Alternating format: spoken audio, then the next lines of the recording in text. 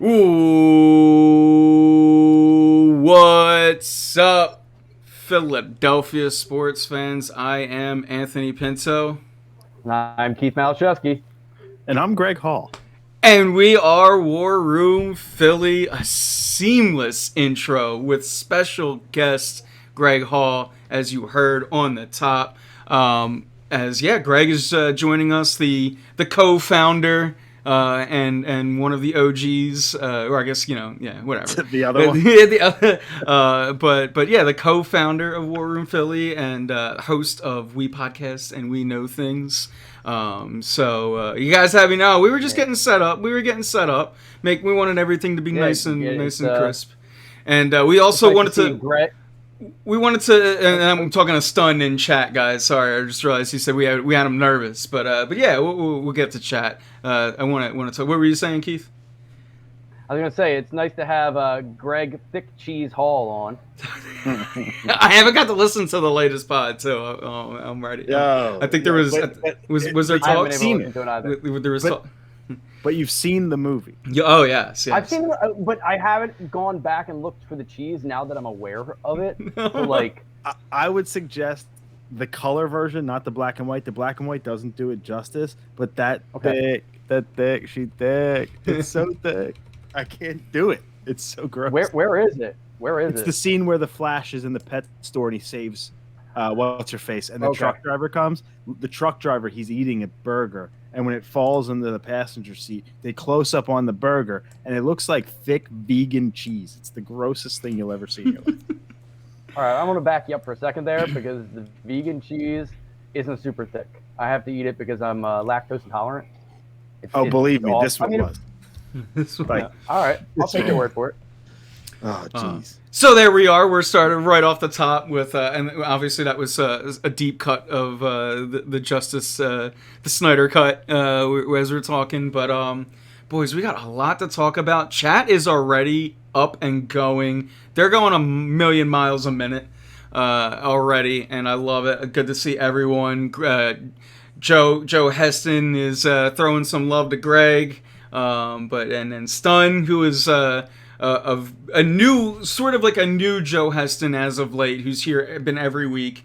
I was excited. Stun's getting his first Greg appearance. We had, just to recap, we had one pick, and it was Trevor Lawrence. The Jets are picking now. We'll be keeping up. We'll be keeping up with the draft as it goes on.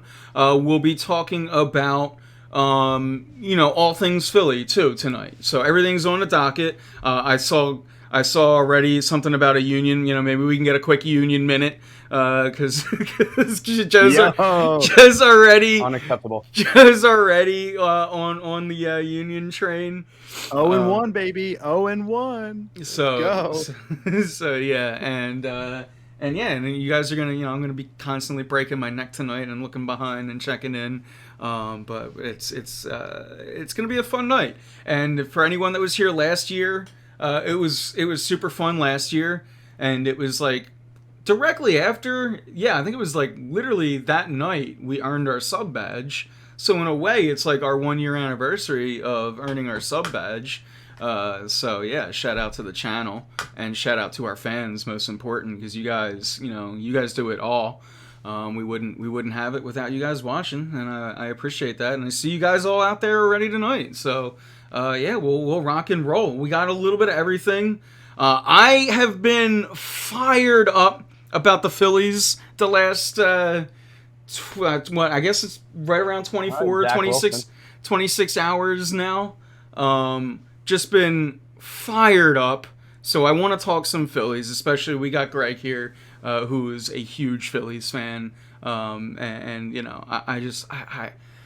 got to get your take on the situation of the last 26 hours of the team, because quite frankly, I'm a little disappointed in my ace, who did not stand up for the team. There was no warnings, so he could already gone out there and set the tone, and he even knew in the 6th inning that he wasn't going back out there. It would have been the perfect time to plunk someone. Instead, we wait until the 9th inning, and my new boy, Hector Neris, I'll never say a bad word about him again, comes in and does the deed. But we did lose the game today, which at the end is everything, right? But yeah, what is your take on everything? And we can start with Greg, and then Keith, you can follow up. But I'm a little disappointed in my boys and how they handle things. Hello?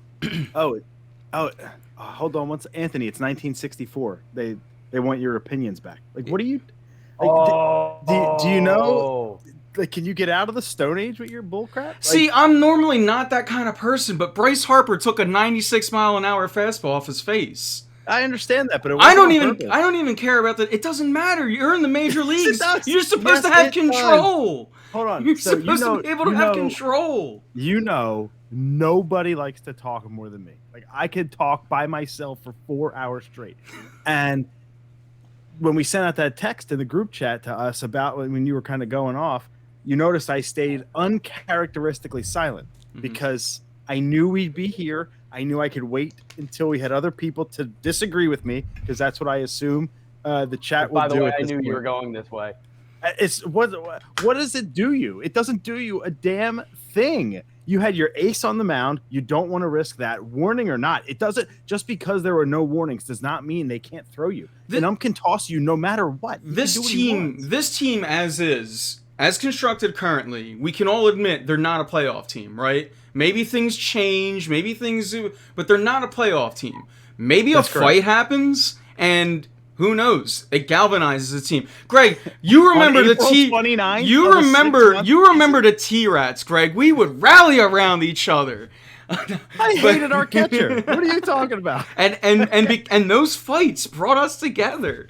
Bro, listen, I love you to death. I truly do. If you think bringing a team together on April 29th and it being able to sustain for 140 more games is a reality, I'm not saying they go on a win streak, but at least it would have been a spark. But you're assuming that they're not.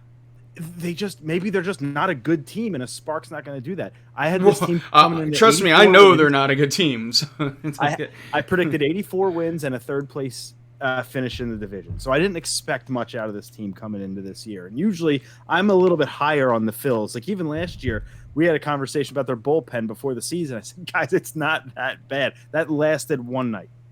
So I'm with you. But when you have the 29th worst bullpen in baseball, your ace on the mound, and a chance to take 3 out of 4 on the road, and when your first road series since 2017, you don't focus on beating the guy, you focus on winning the ball game. I don't understand the concept of beam them back. And I think that is Philly sports radio to a T. It's the old head, guy from, Fishtown, I don't know. And he calls up Joe DeCamera, and they have a 3-minute conversation about why somebody didn't get plunked. Like, I just don't get it. Again, I normally don't go that way, but it's just the visuals and the way things were, man. I think Jamie put it in chat. We were screaming at the TV. Jamie got closer to the pitcher's mound than any of the Phillies. And that's okay. It's not like we're not in a pandemic. Like, come on, guys. That's a pretty weak excuse. But, like, who cares? He hit him in the face. Bryce is okay. But you didn't know that. You didn't know that until today that Bryce is okay. He got up and walked off on his own. Yeah, but Bryce is a beast. Of course he's going to get up and walk off. In fact, Bryce he gave the pitcher a stare down, and again, that's when, as a teammate, you got to be like, all right, I got to go jump in there for my boy. Instead, Rhys Hoskins is standing on the top rope like a tough guy. Coonrod gave him the old talking to, the old 1-2. I heard that. Yeah, and again, if he wanted to give someone a real talking to, he would have put one about behind their ears. We don't have enough good bullpen arms to lose one. We have no pitching. That's where I am. And that's why you might as well fight someone. You might as well go Flyers with it, because this team sucks anyway. You could have given me an entertaining afternoon. Instead, they didn't. Anthony, tomorrow. Go ahead, Keith. I was going to say, Anthony, you do realize that you are completely on the side that you usually rail against on every other sport, right? Like, this is this is exactly what you go and say, this is what's wrong with this town. This is what we get into. Because And I take everything case by case. And when Bryce Harper, the only player that's been given it for you the last 2 years, gets hit in the face like that. Whoa. We have the best catcher in baseball. All right, obviously JT, yeah. And he's the other one. And he's the other one. If it were JT, I'd be just as much in a, maybe if honestly, even if it was Reese that took that, because Reese Hoskins has been playing lights out this year. He's underrated in general. He's underappreciated. Which by the way, and I think I did call exactly what was going to happen today. I did call exactly what was going to happen. I said that they're going to let Nola go through the game. They're going to get somebody in the bullpen. They're going to plunk him in the bullpen because, just in case they decide to inject someone, you're going to be able to swallow that. You were saying because of suspensions, and there's no chance of a suspension if there's no warnings. They could suspend somebody even without a warning. They could do it. They can do whatever they want. But they're not going to. They suspended Nick Castellanos. Okay, well, when Hector Neris gets suspended, you guys can call me wrong, but he's not going to. Because he hit him in the elbow, it was harmless. It was 2 outs of the ninth. That didn't do anything. They went on to lose the game. Nola could have done. Didn't do a damn thing. Nola could have done that too, right? Oh, and he wouldn't have gotten suspended. So Hector plunks him, right? With the bases empty and 2 outs in the ninth, you plunk their best player. He takes the base. You get the next guy out who's hitting 150. Great, it worked. The top of the 10th, you have Alec Boehm up to the plate with a guy on second and nobody out. They didn't even move the runner. It didn't do anything, dude. Yeah. And that's all hindsight. But it didn't do anything. Yeah, because I still say that they are going to be in the running for a wild card team. No, they're just not. I mean, they're going to be in the running, but they're not. They're not a wild card team. I'm with no Keith bench or outfield. No. I'm with Keith on this because the simple fact, if you can just maintain 500, which they're damn good at right now, 6-6, 7-7, 8-8, 9-9, 10-10, 11-11, and 12-12, they're really good at being 500. If they can maintain that till September, look at their September schedule. It is a literal joke. 17 games against teams under 500. Are the Marlins on that schedule? Yeah. Then they're screwed. We haven't played them at all this year yet. We don't know the new Marlins Phillies rivalry. Dude, it's like here comes the Niners pick. Trey Lance. Hey, let us call Trey Lance. Let us call the picks too. By the way, if you can, because I guess I will. It doesn't matter for the other teams. I'll just keep and instead, if anything, it saves me from turning around. So yeah, but when it comes to the Eagles, we'll let Greg spoil the pick. Yo, I still think about that. Dude, I'm only reminded because every now and then we'll get another YouTube comment about it because that video has got like 2K views now. Every now and then I check, I'm like, damn, that video's got some play. So we'll be making clips tonight. I'm sure we'll be making some clips tonight. And chat, I feel like I've been ignoring you. I'm sorry for that. So if I'm missing anything pertinent, just start spamming it. But I will do. Gotta do a better job.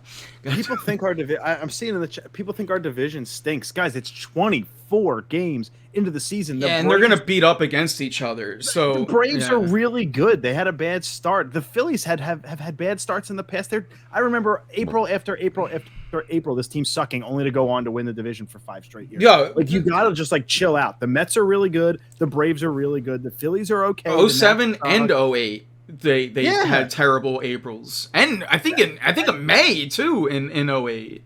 And in 09, Cole Hamels never ever was himself, and we made the World Series. Chill out after 25 games. Stop making Cole Hamels future Phillies pitcher. Oh God, I'm just kidding.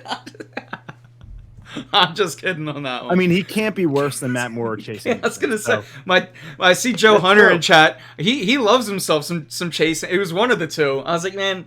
Anytime he sees a guy throw 91 in a strike, he's like, "Oh, I like this guy." I like Matt Moore. I do. Whatever he did last year in Japan is not translating to this year, and he can't throw a strike. Chase Anderson is just. I'd rather just give Spencer Howard the start. If one of them's going to go 4 or 5 innings, let it be Spencer. Do it 25 times. There's your innings cap. Like, what are we doing? I don't know. Yeah, Girardi's been nothing but mediocre to me. I agree. That's been tough to swallow. If Joe Girardi, if the back of his jersey said Kapler, people would be irate at the things that are going on. But because people it's are Joe, giving him shit. Finally, they are. Finally, it's slowly starting, and because now there's no Clentac attached to it, and they're like, oh wow, it really is him putting Reese in the 2-hole every game, and this that, and it's like, that's the things that are starting to pick at people. You may not be able to argue with Reese in the 2-hole based on his production. I'm just saying. No, because I want him to have more RBIs, and his production would be up if he were in the 3 or 4 hole. I like him out of the 2-hole. I want Bohm in the 2-hole, but Reese, if he takes the same approach in a different spot in the order than he does in the 2, it won't produce RBIs because he's looking for that walk, and so Correct. not all the time, but then if he goes, let's say cleanup.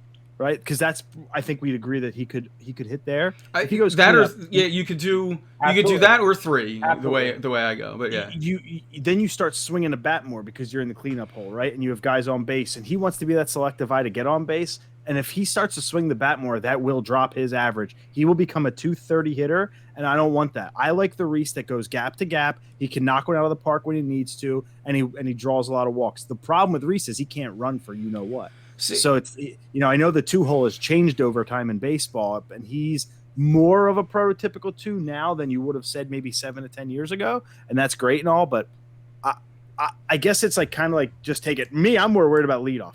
We got nobody to hit leadoff. Yeah, nobody's getting every homer we hit's a solo shot, except unless you're Brad Miller, because then he hits 3-run box. So then my whole thing again, it's not that he's like, because we don't really steal, especially this lineup. They don't steal anyway, so I don't care that he's like a blocker. But for me, it's just I look at the home runs and then I look at his RBIs and I'm just like, man, if he were even 3. Now, my thing is I wouldn't want him. I would put Bryce. I mean, Bryce can bat leadoff in this lineup. I'd put Bohm leadoff before Bryce. Bohm, you said? Yeah, I'd put Bohm. Yeah. I see. Personally, I want JT 2, Bryce 3. And Hoskins 4.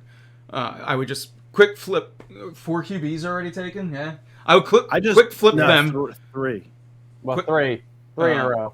I would flip them, and that would be I think it would be, and it's just like, why not give it a shot? But obviously right now it's working, so I sound stupid, but I specialize in that.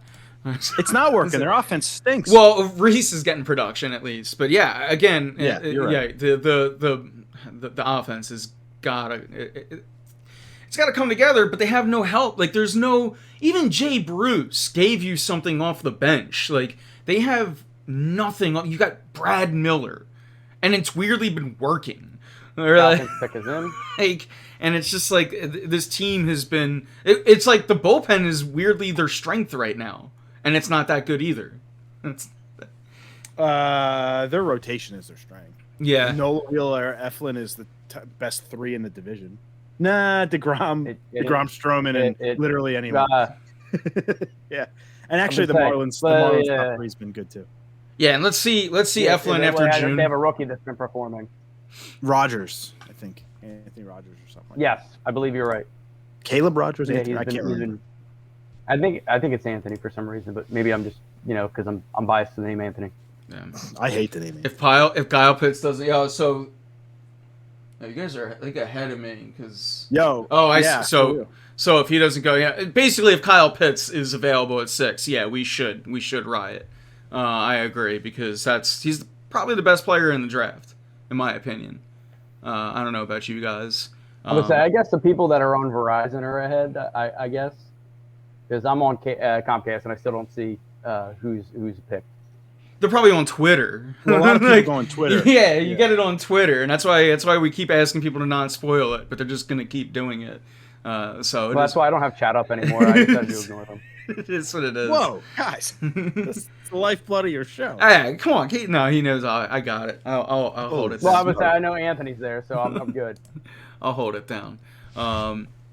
Besides, I think Joe and I are just gonna get in fights. But yeah, and I saw Rob Vanchi in chat. What's up, Rob? Says Phillies, how about that boneheaded tag in the 10th inning? I actually didn't get to see the 10th Fourth inning. pick. There we go. So I missed it. Did were either you watching or listening? Kyle The- pitched.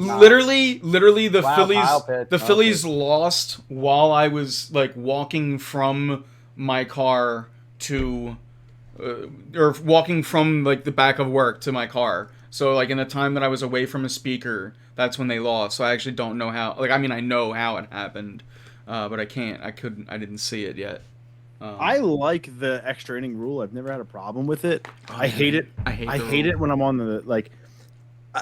It's one of those things where if you're the road team and you're hitting in the top of the 10th and you don't score, you immediately get a sense of dread. Like it's over. Yeah. I'll just never understand why you just don't bunt them over and get them in every single time. Yeah. And then if they start playing their infield up on you, then get a slap hit. Like I just don't understand the concept of never moving that runner. Like, how bad are you? And I think that's the Phillies' ultimate downfall. Yeah, their center field stinks. They don't have a leadoff hitter. But you have like 3 or 4 guys, if you include Segura, that are hitting over 300. You have Hoskins, who was leading baseball in home runs. So the problem isn't their overall offense. You can have a couple people carry you. Where the Phillies' huge mistake is, it always seems like the people who are up with runners on base are the ones that are struggling. They can't find a hit with runners in scoring position. The timely hits just aren't there. You know, they did a nice job twice in the series coming back down 3-1 and tying the game. But holy jamokes, like I've never seen more infield pop-ups. Like it's just bad. So that's where I really think the Phillies' downfall is you got to get a center fielder in here who can hit. You're 0 for 4 this season with them. Like it's time. It's time. Every single loss counts, just like April and September. They count the same. You got to find yourself a center fielder if you want to have a chance to compete. You got to find somebody who can just get that timely hit. It's crushing them. Yeah, and we got a little draft talk in chat as Pitts is taken now, and I gave my little prediction for this next pick. It's pretty easy I think it's going to be Jamar Chase. I think they're going to get the LSU connection, get Burrow and he. I still think you end up going with Penny Sewell. Yeah. Because you need to protect him. I mean, you need protection for him. I get what you're saying, but I mean, if you can't protect the guy who just got his ACL blown out, that could be career-ending.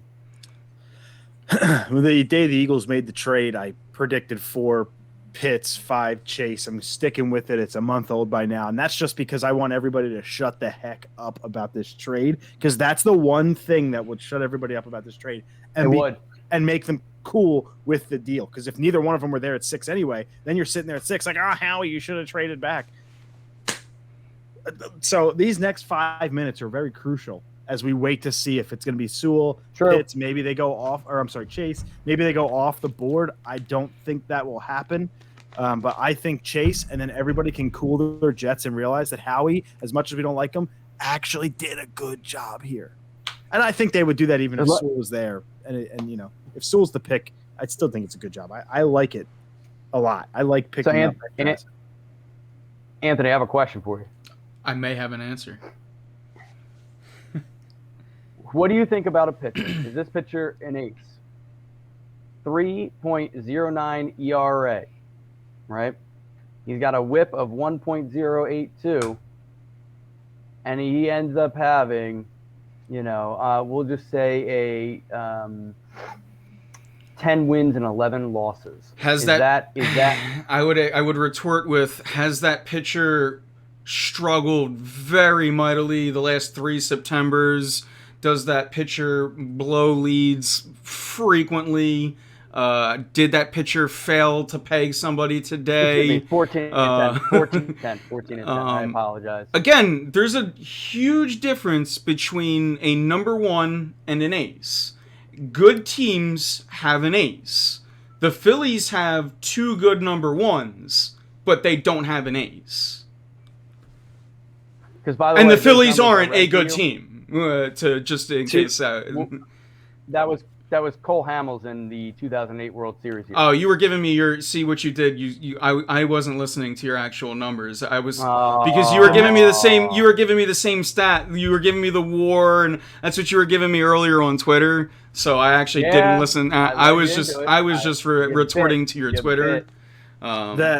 But if you're remember, Cole Hamels stunk in 2009, and he was an ace. So if you're going off of that's 1 year.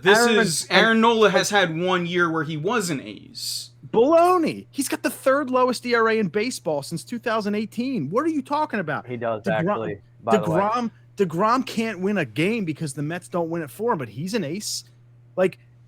And they're a good team, I'd say, the Mets, and he's an ace, even though he's barely going to scratch 10 wins. He's going to be the only prove that Hall they're of Famer a good with a team. losing record.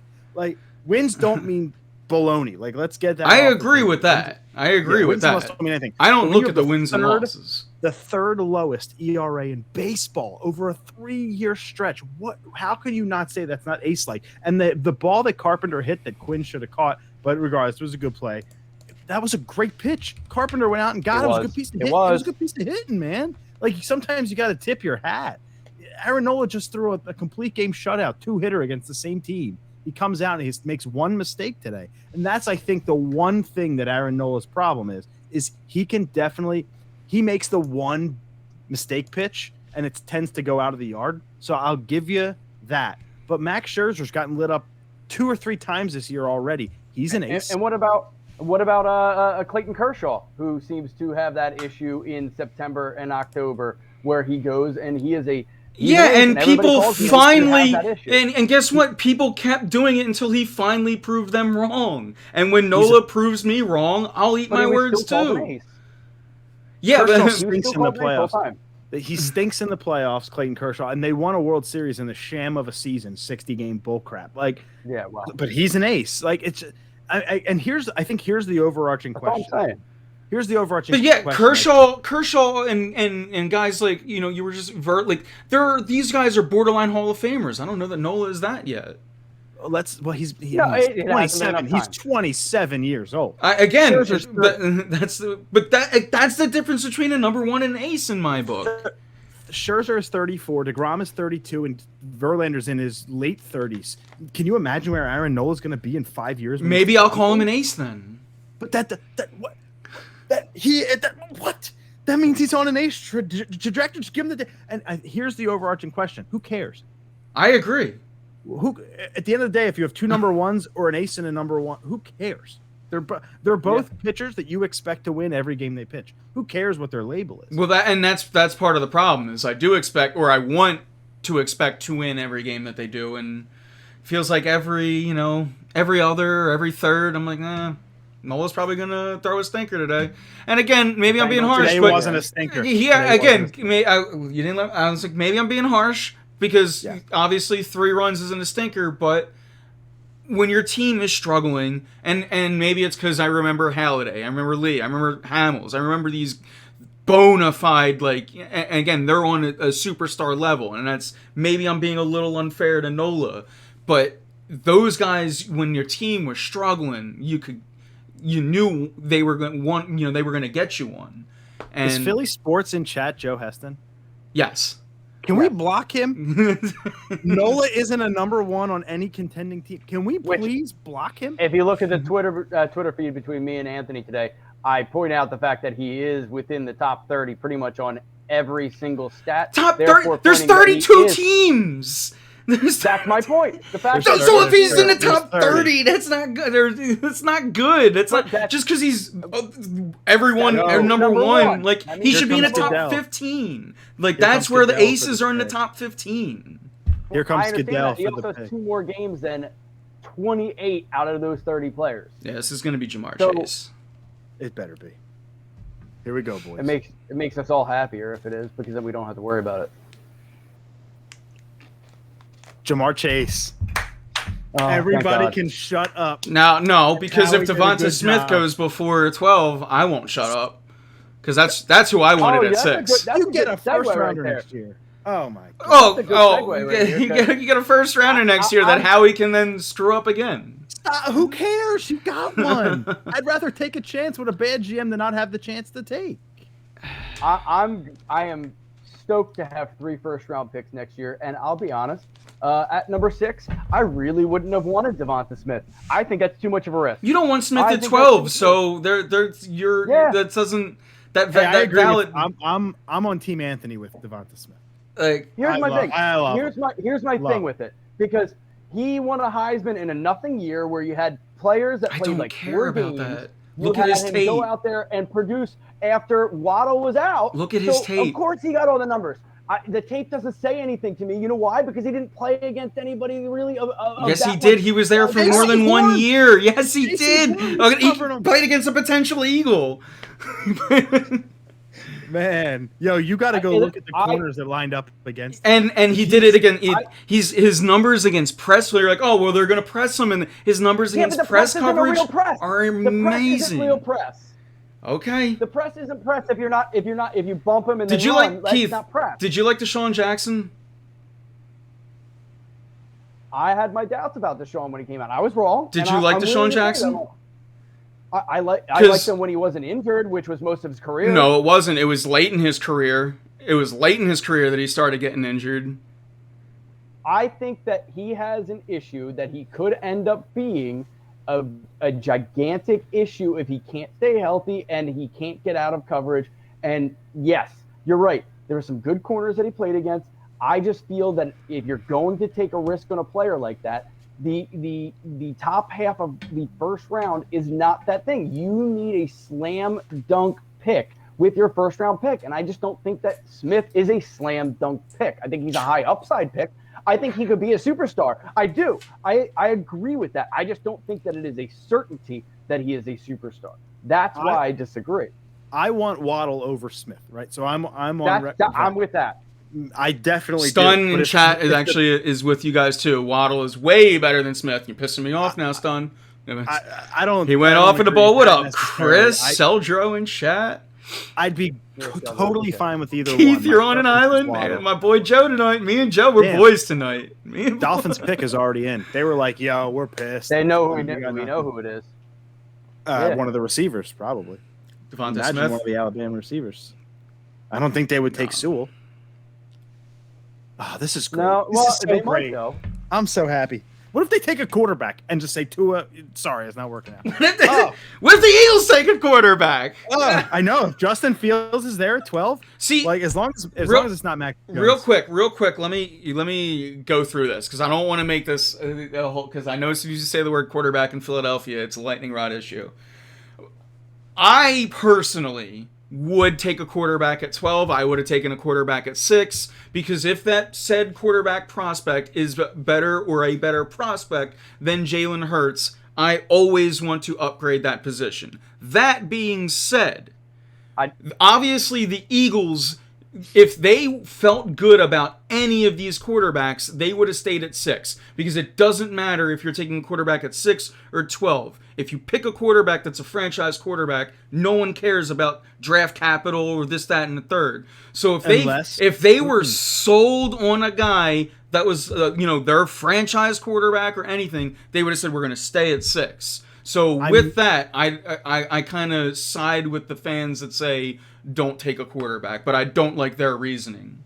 I'm 90% with you, but I think that there's a little bit there that says there are 5 potential franchise quarterbacks in this draft. Maybe some are more projects. Maybe Mac Jones is like on the fringe, but the consensus is there's 5.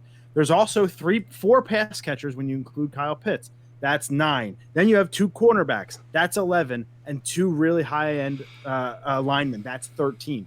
If they were anywhere in there, they got to be comfortable with any one of those players. And if you have 5 potential guys that you could see kind of hinging your franchise on, and you just happen to get the one that falls to you while picking up another first-round pick, I think that's a win-win situation because Jalen Hurts, as much as I love him, he's far away from a sure thing. The thing is, we got to remember, this Colts pick is not a guaranteed first-round pick. Mm-hmm. It could very well be a second, and they could just be right back to where they only have 1 first-round pick this year. This trade guaranteed them at least 2 with the potential for 3. That's insane to me in a good way. And so now you get the best player left is Howie's mind. If he goes down to 14, 15 with like New England in that range, that's a problem because now you're we can't. I'm glad you brought that up. We can trade back. Are we all in agreement with that? I would say yes. As much as I'm for rolling this show deep into the night, Hey, we can't I trade think- back because then you know they're gonna go and get Quide Pay or whatever his name is. You know, don't F with Michigan. Oh my God! I just realized that's Greg's boy. That's the I would Michigan say, boy. I'm a diehard Wolverine. No, but take your Let me just say Wolverine this, by the fandom way. away, Greg. Doesn't that reek of the Eagles move? We're gonna move back. We're gonna move back, and then we're gonna take the flavor of the week. The new name on the board. And then say, "Oh yeah, we're really excited because we got the guy at 15." Value. Value. They'll just I keep get saying that. value, and you're like, I get oh it. my God, if I want value, I'll go through the drive-through. You know what we I haven't will say done? this Go before ahead. this pick comes out.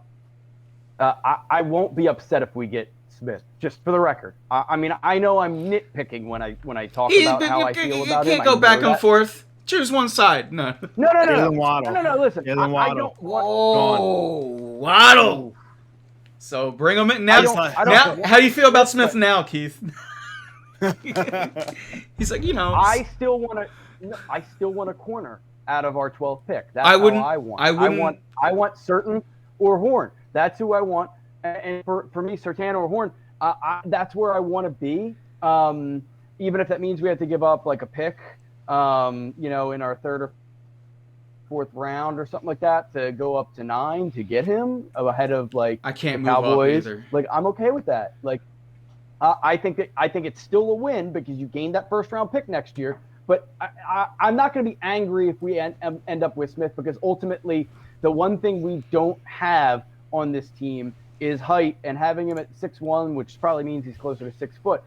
That's something we don't necessarily have. I mean, I would prefer somebody like 6'4", but whatever. At this point, you can't go wrong if you're taking talent or the potential for talent, I suppose. And I know I'm nitpicking when I talk about how I don't want Smith, and I realize that. Well, now he's your only option. He's the only pass catcher left on the board. This is that territory, that 7 to 9 range where the Eagles could strike. So kind of keep your eyes open. The Lions pick is already in. Actually, it's 7. Yeah. So, Yeah. then we got 8 and 9 they here wanted. if Howie wants to move up. Because I could see even the Giants taking Smith at 11. I think the Cowboys are locked in on defense. I could see Fields going at 8 to Carolina or 9 to Denver still. So I think there's an opportunity for Smith to fall to us. We didn't talk about this.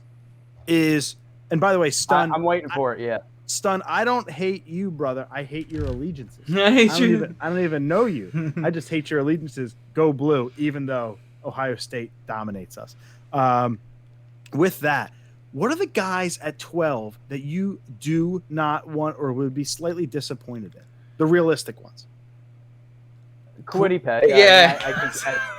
I like him. Like, don't get me wrong. I I enjoy don't. his ceiling, but it's a project. It's a project. I'm not interested in a project at 12. Yeah, Well, What if that's. that project is if Justin Fields is available? I'm You gonna fine. pull the Again, trigger on the quarterback? I'm okay with taking a quarterback, but to me, Nope. it's Howie almost buying himself more rope, because if he was, again, I go back to if they were truly sold on a quarterback prospect, they would have stayed at 6 and taken said quarterback prospect and not gambled Here's on my it. thing.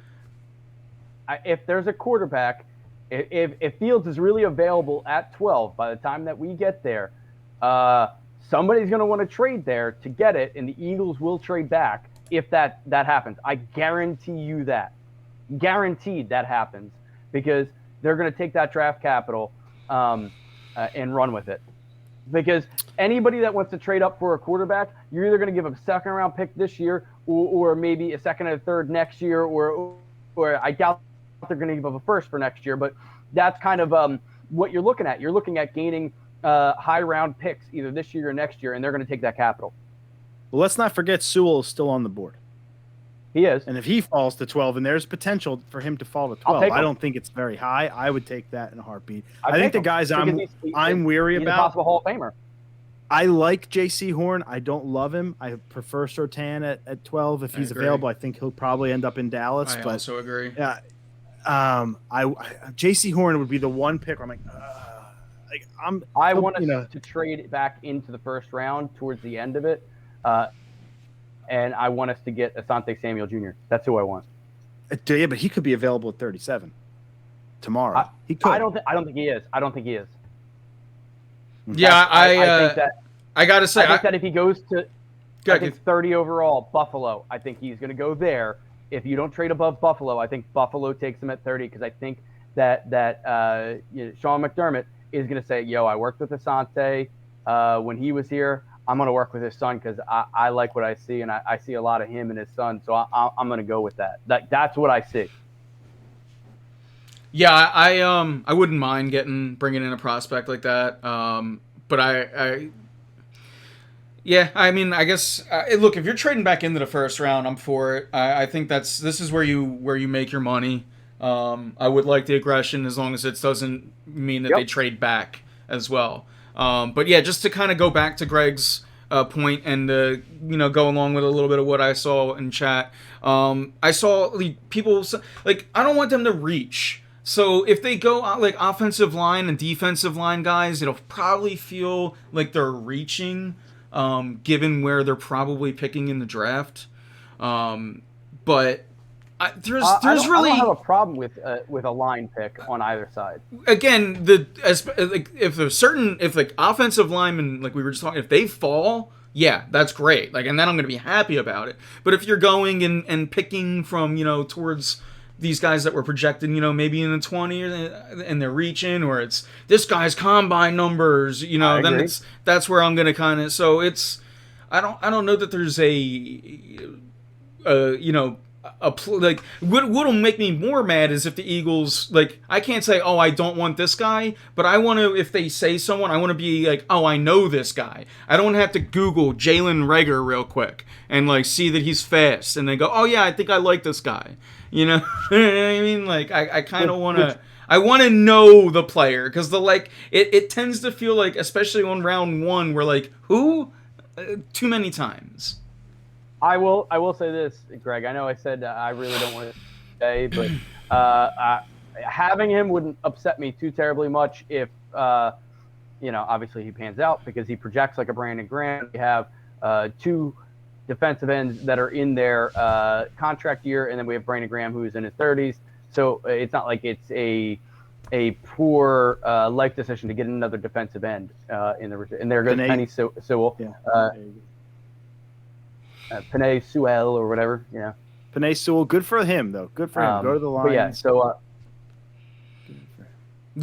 that would have been one of the players I would not have minded if he fell to us at 12. They got to protect Jared Goff. You know what I mean? They had to protect their franchise quarterback. That Jared Goff kid. Whatever the quarterback is, you do look. I was Andy Reid's thing. You win the game in the trenches and.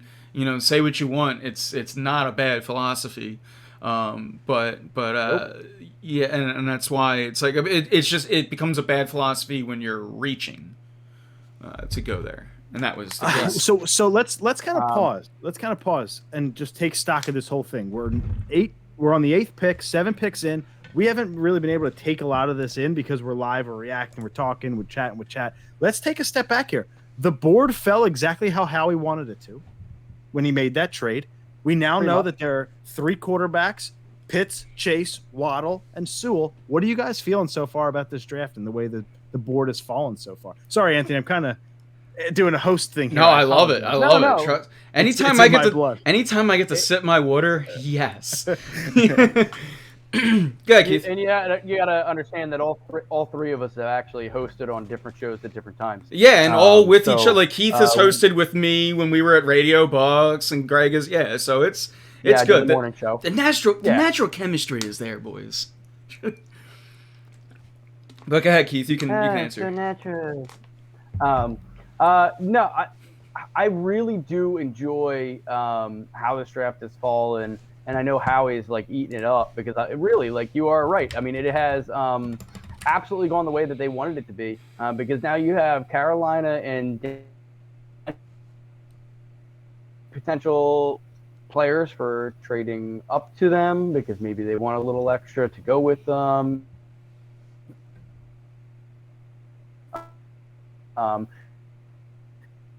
Denver is a place.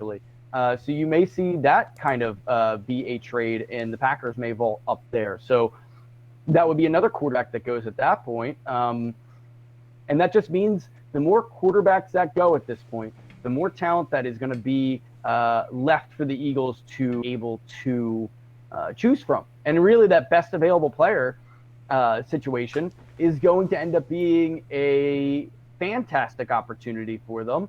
And I'm thrilled. I mean, maybe we see a reaction kind of like the Vikings had last year with Justin Jefferson. Is that too soon to talk about that? But I don't know. With a minute and 25, with a minute and 25 left, and the Panthers still not making the pick, that tells me they're on the phone. That tells me they're looking to move the pick. Could be Patriots. Could be a Patriots move up. That's Washington might be looking to get a quarterback. Yeah. So I mean, like, there's maybe Howie's trying to get Surtain hop up over Dallas. This would not shock me if this is the first trade of the night. There's only a minute left to go before they make their selection. Obviously, chat, we are, by the time you hear us, we're 45 seconds in the future. So. Yeah. But this is breaking up a little bit, Keith, so I actually missed everything you just said. I just said it's going to be interesting. That's really all I said. Oh, I got you. Okay. Yeah. I'm trying to think of, like, where Carolina goes. They lost Curtis Samuel in free agency. The pick is in. There it is. So I couldn't even finish my sentence. So let's see. Pick is in. We got 2 quarterbacks. We got Smith. We got both corners. We have Slater, the offensive lineman. Like, there's still plenty of talent here. I'm trying to think of where Carolina would want to go. Would you be shocked here if it's Justin Fields? Like, I wouldn't be shocked if it's Justin Fields. If you're the Panthers, I mean, why not? You just shipped away Teddy Bridgewater. You got Sam Darnold. You got Sam Darnold.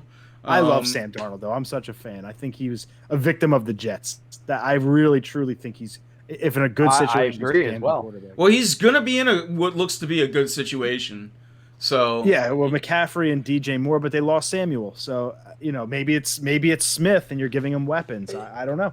Yeah, if I'm the Panthers, I'm looking QB, and if I feel good about any of them, I go that route. If not, yeah, you got to go weapons.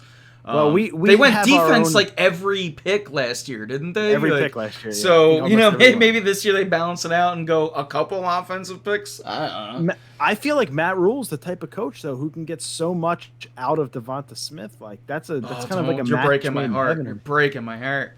Dude, it's shaping up to be Horner Slater right now. Like that's unless he trades up, like that's what it looks like to me. Because Smith, I just feel like is going to be gone to New York. I don't know. That's just my hunch. The way the board is kind of falling. I actually do really feel a Slater pick here to give Sam Darnold that protection that he needs, and to give McCaffrey holes to run through. I mean, that's why you do that to protect your offensive weapon. Really see Slater going here. Obviously, I could be wrong, as anything can happen on a night like tonight, but I'm really feeling offensive line here, but maybe that's just like my insides talking because I want it to happen. As we sit in silence because we are nervous because we want to see this pick. Which nothing wrong with letting the moment breathe a little bit. You know what I mean? Yeah. If there's one thing I've learned in 10 years of radio, it's okay to let the moment breathe. Yeah, Keith. Yeah. I don't know if there's anything you can do. You're going in and out hard, and chat is acknowledging it too. So the funny thing is, you guys were going in and out hard for me. Yeah, it's your internet connection is. Tell everyone to get off their phones. No, I'm just J.C. Horn. Holy smokes! Wow, that shakes up so much. That's awesome. That's awesome. So great. That's oh my god! Great pick. Great. That's a great Howie pick. Trades up now. If he wants Surtain, this has to be a trade up for Howie because he will go to Dallas at 10. This is Howie's opportunity, just like last year with CD, and it was Dallas. Of course, this. Remember last year? Oh, there's no way Dallas takes CD Lamb. CD Lamb. Oh God. Dude, like this is the same thing as last Literally, year. all three of us were like, "Oh man, CD Lamb's looking really." Howie has a chance to jump Dallas and get the player. And will they do it this year because they failed last year and Dallas took them? I feel like Dallas is going to take them this year against Surtain. Although, if not, then no one's going to take if the Broncos want a quarterback, then this is Howie's time to go in and trade. Because if the Broncos are smart about it, this is where the Broncos can be, like gamble on a quarterback because they're going to go, Dallas all right, well, and New York aren't taking exactly. So they, it's perfect for them to move back to 12. Although Daniel Jones stinks. So, like, if I'm New York and Fields is there, I'm thinking. Look, I am not sold on Hurts at all. I still roll with him every day over Danny Jones.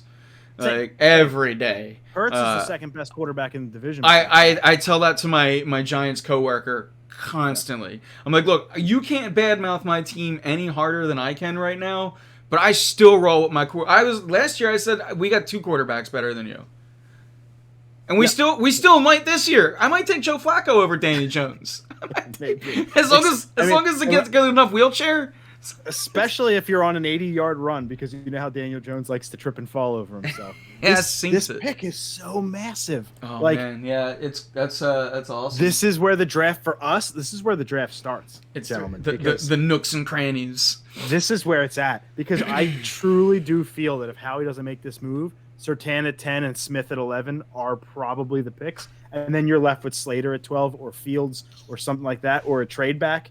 And then our night's kind of shot a little bit because I'm looking forward to trading it or drafting at 12. And oh man, like I'm happy Horn's off the board. He was the one guy where I was the most iffy. I really want Surtain or Smith. That's my big one. This is exciting. This is super exciting. Yeah. I'm willing to guarantee that if Smith is there at 11, the Giants take him. Yeah, I agree. And so does Chat, by the way. Because if they the one thing that we just talked about, how Daniel Jones has knocks against him. I think that I think that's why they. I guess there's no offensive lineman on the knocks. I guess there's no offensive lineman. Slater. And Slater would be a fine pick, and he wouldn't be the sexy pick, but he could be a really. I mean, that's really what I'm sorry, the Giants need. Dallas kept coming in. I'm like, not Dallas. It's not Dallas. That's the thing, though. The Giants could take Slater as well because they need offensive line help. That's what I was talking about. The Giants. That's why I was making the Giants need. That I would think that they would go offensive line over Devonta Smith. The Giants got Galladay. They have Galladay. They have Slayton, and they have Shepard. It's a good receiving. Yeah, and they got Ebron. Although everybody in New York hates him, like every Giants fan I know. You mean Ingram? Cannot. Evan Ingram. Yeah, my bad. It's like they can't. But he's some would say none of them stay healthy. That's the problem. Yeah. Slayton's the only one of them who's proven he can stay healthy. Galladay can't stay healthy. Saquon Barkley fella too, and he can't stay healthy. Yeah. So that's because of a bad offensive line will help that too. But right, exactly. And so I think that you're looking at a choice here for New York, depending on what Denver does. Obviously, you're looking at a choice here for Slater or Smith is probably the place to go. I mean, you got Vera Tucker as well from USC. Offensive line. I mean, you got Parsons. Where does Parsons fit in all this? Like, to me, he probably goes to Vegas. It's 17, I think it is. This is just. I shall call it the Alan Parsons Project. I definitely could see Denver even going Smith right here and really having that receiving core for either Bridgewater or Locke to have that dynamic offense as well. I mean, the Denver. Hamler is very like much their burner, and they have Cortland Sutton. I don't know if they necessarily. They have Noah Fant, who's a damn good tight end. I don't know if they go offense here. I mean, they need a corner. Maybe they go Surtain. So. Well, we all said that about the Cowboys last year, so Oh man, Justin Fields might just be too damn good to pass up. This is nuts. It's a good night, I'll tell you. This is a lot of fun with 0 trades. so far. This board is kind of going right around now is where the Devonta Smith anxiety really starts to settle in, and I'm like, I am being. I'm like, it's in because of harder. I'm moving around on the seat a lot more, and because I don't want. I know it sounds harsh, but I don't want Fields. I don't. Because I would take Fields in a heartbeat. Doesn't sound harsh, but yeah. And he's an Ohio State guy. I don't want Ohio State on my team. Oh, I'll take him. That's the guy I don't want at all is Mac Jones. When does Ertz get traded? I want no parts of him. I want none. I would want Fields before Mac Jones. Oh, I agree. Yeah, I'm not a Mac Jones fan. I agree with that. Which I just there's besides other things. Do you know what the Mac in Mac Jones stands for? McCartigal or something. It's something weird like that. McCorkle. Yes. McCorkle. We're bashing a guy for his name now, Keith? Come on. No. Yes, it's McCorkle. That is his middle name is McCorkle. And it's just like, really? No, 30 seconds left, dude. The pick is in. And it's not. Is it not a trade? Is it not a trade? Not a trade. Let's see. Wow. I guess going by Mac Jones is better than going by Mike Jones because that's kind of taken from Star Tropics. So last year, I have to admit, guys, I was on my cell phone for a lot of the picks. And that's obviously in our one YouTube video when I said I know the pick. This year, I haven't done it. I'm actually really happy. I have not been on Twitter through my timeline. I'm scrolling. You know, I'm staying away from. Oh, you know what? I think it's a good time to maybe even throw out a tweet. I'm looking for the surprise tonight. You know what I mean? Chat's going to know about it before we do. I'm looking for the surprise. I'm unplugging. I'm taking the earphone. Whenever you see the earphone out, that means that, what's his face? Goodell is at the podium. So, or Joe, why would you do that to me? Why would you say that Mac Jones is going to the Eagles? Why would you do that to me? Why would you do that to Philadelphia? He's a masochist. He does this all the time. When's the last thing he had something nice to say? Never. Come on. Except, I think he said one time, "Nice job, fellas." I'm pretty sure I saw that once, Joe. I don't know. Oh man. Yo, by the way, he gets a lot of heat, man. Thank you for still being a fan. It's like Stockholm syndrome. Greg, I don't know if you know this, but we actually have a sandwich bet. Joe and I. Oh no, I don't. We have a sandwich bet over the fact that he thinks that the Sixers will be knocked out in the Eastern Conference Finals. You think they're making it to the end? You think they're making it? I think they're making it to the finals. Yeah. I'm probably with Joe on that. But if it ends up neither, then it doesn't matter. Then neither of us win. Sertan! Whoa! Wow! Shoot. Whoa! Dallas is sitting. Jerry Jones is like, well, hail. Now Dallas is taking. So that tells you, Dallas is going to take Devonta Smith just to spite me again. 2 years in a row.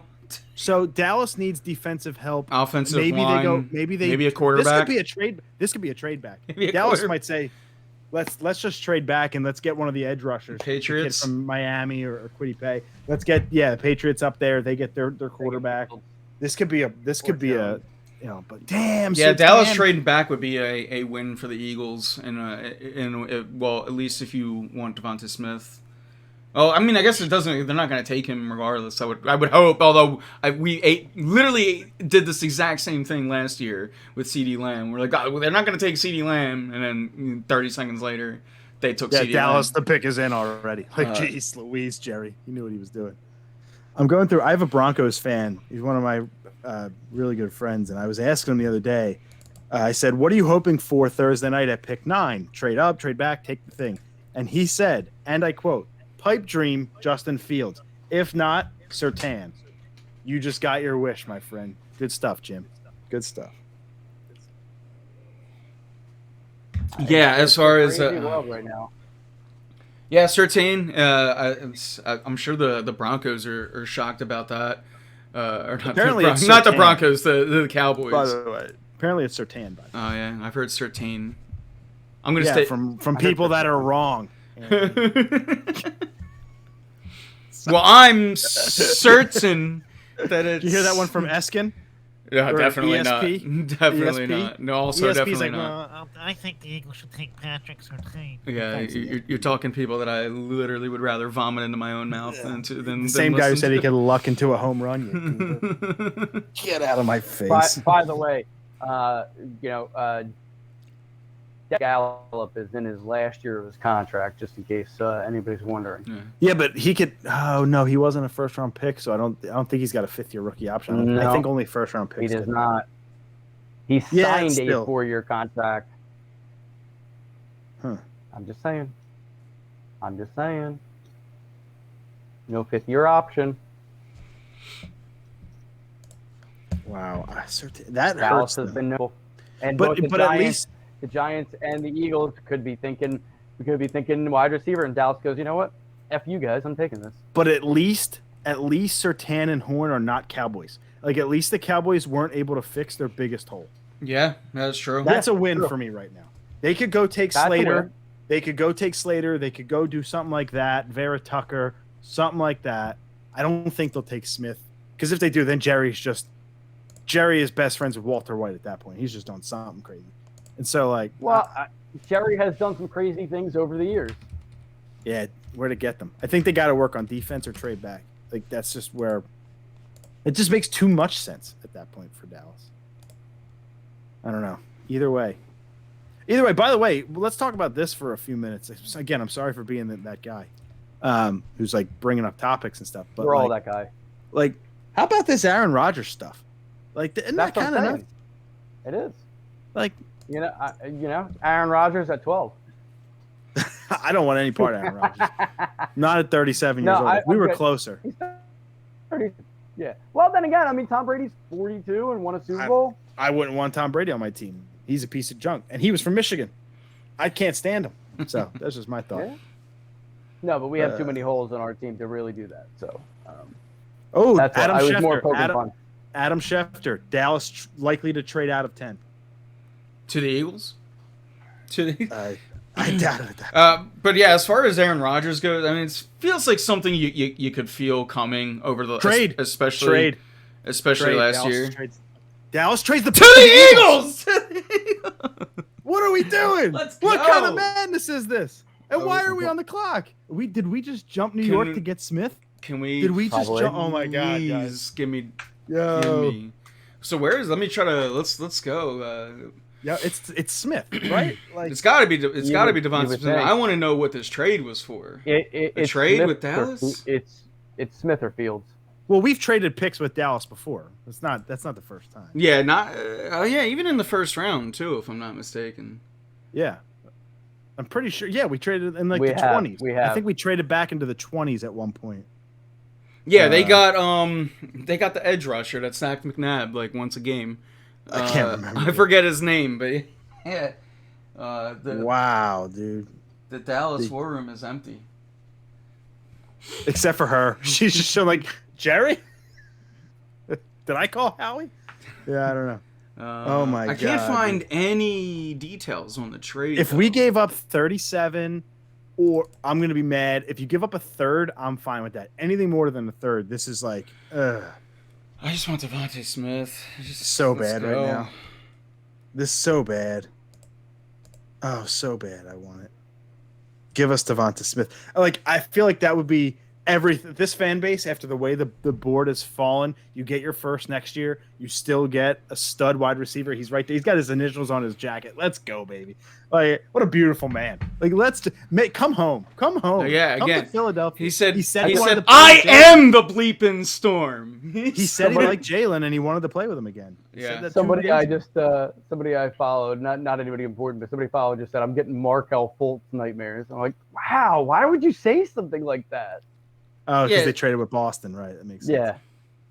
Yeah. But come on. So here's What am I from following Joe via in the Field sky Yates. Via Field Yates. Cowboys trade pick 10. Eagles trade pick 12. Pick 84.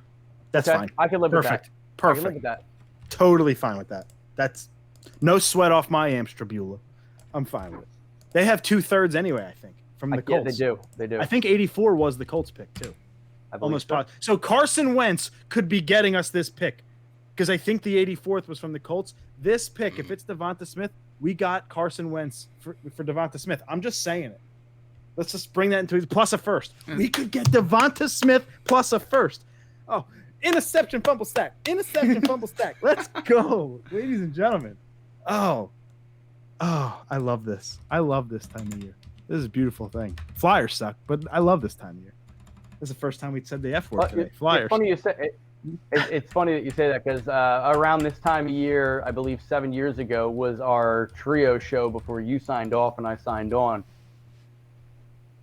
Oh my gosh, was it April? I think it was like, April or May. I thought it was like June.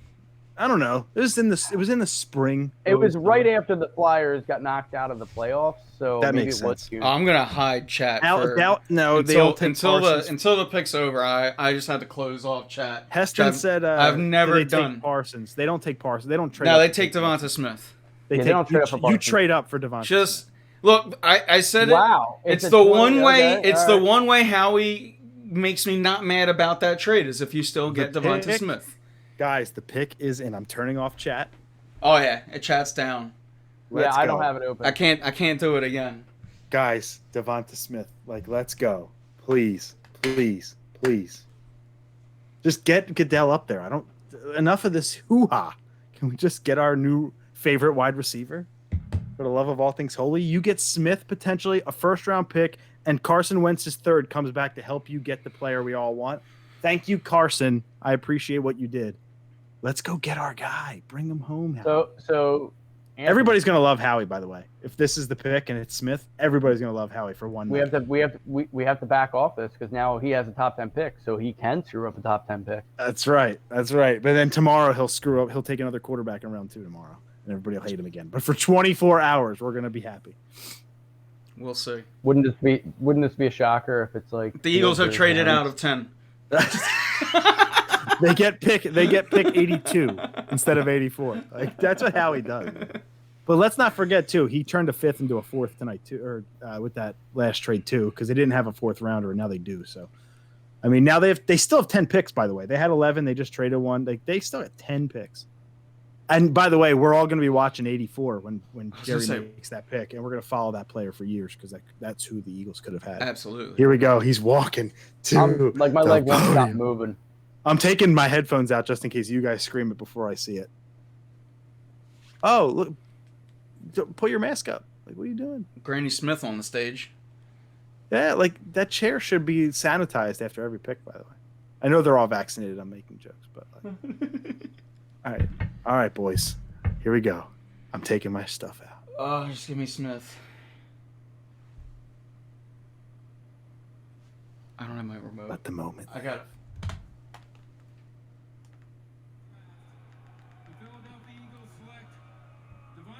Yeah! Yeah! Yeah! Yeah! Keith is so mad. He's so mad. A little bit. He's so mad. Yeah! Give me a So all of the things I was happy with Jalen Reagor last year are actually real now. Because this is a guy that actually has speed, but knows what to do with it. Can run routes, has the hands, 6 drop passes his entire college career. I've been waiting to give these stats. I've been waiting for them. But this is a guy that press coverage, just give me 3 yards. That's all I need. You know, Giants looking to trade out of 11. The windows that this guy is going to create for Jalen Hurts. I hope Sirianni has got some offensive play calling ability because this one pick might make your offense at least a little fun to watch this year. And then Kyle Pitts could have been the same way, which is also why people were mad about trading out of 6, but he wasn't there at 6. So Howie looks good right now. You know, me, his biggest hater. But again, just when you watch this tape, man, people couldn't get around him for a reason. He's too damn quick. He just shakes people. And 6 foot. Look at this tape, Keith. Watch this tape. People talk about his size, but he's 6 foot. It's real easy to gain weight. Like, he may lose a smidge of speed in gaining weight, but he's got Oh, plenty of speed. The guy and, fell down before he went. And as soon as he gets to Philly, come here. I got a couple places to take you. We'll fatten you up in no time. Dude, oh my God, I'm just so happy. I feel like people heard 166 pounds and started freaking out. Look at Sirianni. He's the greatest. I love this man. He's so jacked. I gotta be honest. I know a lot of people don't like his enthusiasm. That's not what I don't like about him. Like, I love him. I don't like that he literally explains to I can bring chat back up too. What up, chat? We're back. But I don't like that he's like explaining to us how he's learning on the job. Like, that's been my biggest. I'm cool. Again, he's a happy guy. You didn't hear me when in my most truthful of moments. I said he can pretend. If Nick Sirianni had, I'm not one of these guys that say he can't coach. Like, I've learned my lesson. I was very anti-Doug. Giants trade the pick to the Bears. The Bears are going to go for Justin Fields, man. The Eagles. So the Eagles look good right now as far as the draft goes, because the Giants, the Dallas openly admitted that they lost when they trade back to the Eagles. Yep. The Eagles, because they didn't get either of their guys at cornerback, Dallas, that is. Hashtag thank you, Carolina. Hashtag thank you, Denver. If they don't take those corners, we're in a different ballgame. Yeah, and literally those picks, and you said it as soon as J.C. Horn gets picked, you're like, whoa, that was like the first fishiness in the the first like ripple in the water, and that's all it takes in the draft is one little ripple, and everything starts going crazy. And Chicago probably gave up next year's first, by the way, because that's a big jump for them. I think they were in the 20s to go up like 10 spots. That could be 2022. Get in my Smith jersey ASAP. You know what, Joe? Same. Because there's no one else to get a jersey of right now. Unless you want to go regular. And I'm a regular. We still don't have an X receiver. Let the record show. I haven't closed the book on Jalen Reagor. I just haven't. Nah, me neither. I get that he's not Justin. I get that he's not Justin Jefferson, but I still like Jalen Reagor. I think actually, Keith, to your point, you might see Reagor in the slot this year. You might, especially or you never know. Maybe maybe the Eagles are just gonna go back to the Macklin and Jackson era, and you just have those guys, line out wide and see what happens. Either way, yes. To ONOG in the chat, technically Fulgham would be the X receiver, so that would be the guy they have. Yeah, but Fulgham, Fulgham is like Mambo number 5. He's just like in and out. Like, he's just a one-hit wonder. I hope I'm wrong, but here's my thing. All right, I was right. Hold on. So we got the trade details for the Bears trade for the Giants. Giants trade what 11. Up, Kev? I'm seeing all these people popping in chat too.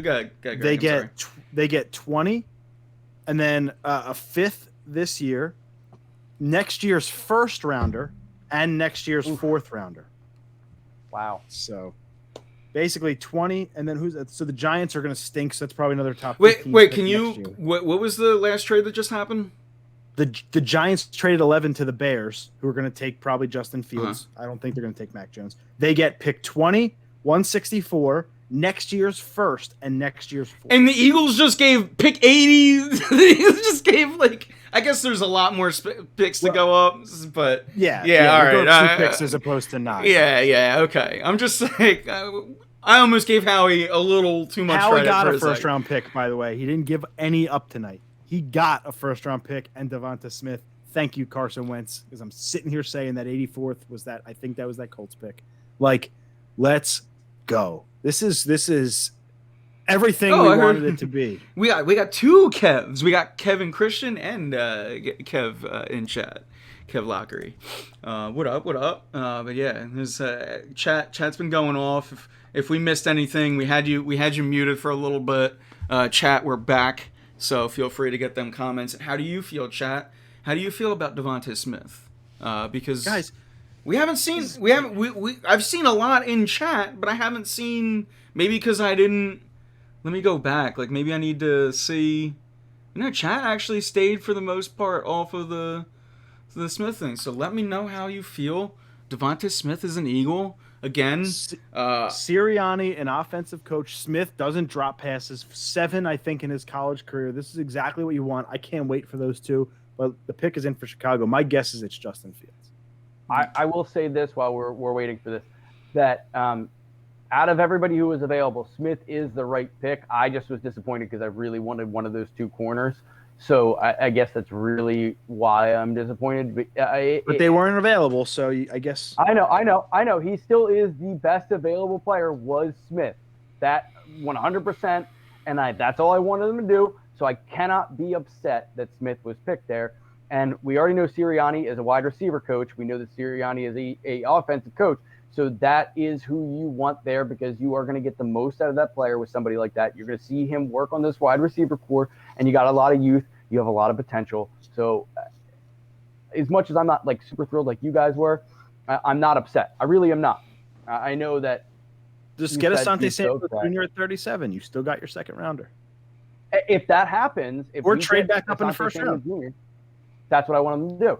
If that happens, I'm great. I think it's a great night if that happens. ONOG,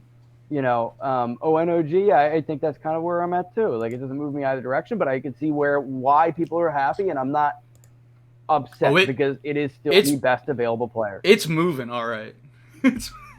No, again, I'm excited about this. I was a huge Deshaun Jackson fan his first trip around, and I think that's what you just signed up for. But more, to be honest with you, I think he's got a bigger pedigree. Deshaun Jackson couldn't sniff a Heisman trophy, and that's not a knock. Justin Fields. Justin Fields is the next pick. But yeah, as far as his team goes, look. To try to be positive now, this is an offensive-minded coach, and hopefully we can see some fun things because Jalen Hurts. If there's one thing he doesn't lack, it's confidence, and I think that's the same thing that you get in Devonta Smith, and I think he's got his boy too. They played together. Yeah, a couple years back, but there's that chemistry though. Still, Anthony, you and I, we still finish each other's sentences. And we haven't seen each other in years. We haven't seen each other in Sandwich. That's right. That's right. I would say, before you go on real quick, what's really, really funny about this trade with the Bears? They signed Andy Dalton, and the day they signed him, they made a tweet saying QB1 with Andy Dalton. Now they have Justin Fields. I wonder how long this QB1 thing is going to last, or if Justin Fields is going to be their starter by like week 3. I don't know. That's just really funny. Chicago's just being Chicago again. Anthony, Greg, your guys' bond is as thick as that cheese. Thick. This might be my new favorite thing to reference, by the way. Anthony's like the dude. So, like, Keith, I've known you for a decade. We've hung out a couple of times, but like Anthony, I've known since I don't know, I was 6, 7 years old, and I'm 32, prime age beef. So, like, with that, Anthony, you're the type of dude I don't see for 5 years, but when we hang out, it's like nothing ever. Yeah, exactly. Missed. Yeah, we'd go back to playing Halo on the original Xbox. Yeah, you know what I mean? Yeah. I can throw it up right here real quick. I can make this a Halo stream for the rest of the night. We could go to the baseball yard, and throw a wiffle around. Oh man, man, it's look, I was pretty shook when the trade came out because I was I kind of had blinders this whole draft. I wanted Devonta Smith. Because it's just like that's my prototypical receiver that I want. I want the speedy guy, the size. Again, I see 6 foot. I don't see 166. So the 166 can turn into 170, 173. Exactly. Like you can put it on, and people are like, oh, he's gonna take it. And it's like, it's if you can't catch him, maybe he's not gonna take a hit, and you just don't send him across the middle. But again, I think people think of Deshaun Jackson and they remember his last 4 or 5 years and not his first 6 or 7, where he was, pretty much healthy every game. I'm not fretting on the injury thing. I've been wrong before. I'm certainly no expert, but I think the Eagles got a perfect player for this team, and I hopefully for Sirianni's offense. Yo, I hate to be this guy, but like Smith could have been their pick at 6. Mm-hmm. and it would have been fine. Like I would have probably said, Again, I Waddle or wanted whatever. Smith at 6, like, and that's Now why you got a first round pick out of it. Like, yeah. come on. I'm more okay with him at 12. Oh yeah, you because got a I feel- first round. because yeah, exactly. Like I can't be upset with how it goes because we got the guy that everybody was chirping for, and we got a first round pick. So Cowboys in pick my is mind, in. Cowboys pick is in. I'm thinking Slater probably offensive line help. Their offensive think you line gotta go there. How is it? I also, it could also be Micah Parsons. It's so Yeah. funny how the fans, the Howie meter flips just so quick, and Joe Heston is the prototypical. Howie is a genius right now. Well, we're there's 6 rounds left. Again, let's wait till tomorrow. I'm happy about this 48 hours pick. left. I'm happy about The this reason pick, that- but we'll say The let's give reason it a couple Howie weeks picked him too. is why I'm worried. I was just that's a good That's point. how Howie Howie doesn't go, Howie but- picked and him. Howie never picks Alabama players ever. And Yeah, and this here we are. as much as people might fear it, this isn't a Howie pick. This is Well- best player on the board, as Keith mentioned. This is SEC and not Pac-10. This is like he's been going up against the top of the top, and yeah, I'm just and he says the keyword Eagles right now. are overcorrectors in the sense of how they do things in their draft room because Yeah. you see they really do evaluate. I know that I give them a lot of flack, and I know I've been hard on Howie for a long time, but you see that they didn't have speed. They all of a sudden got speed 2 years in a row. They really went out and got it. But you saw them vary from their draft board the past 2 years. And this year, their draft board was there. They went best available player, and here we are. We have. Well, they traded up to get their guy. That's They what did. And you don't really see that out of the Eagles. You gotta love it. Wondering how many times you see a team trade back and up in the same round.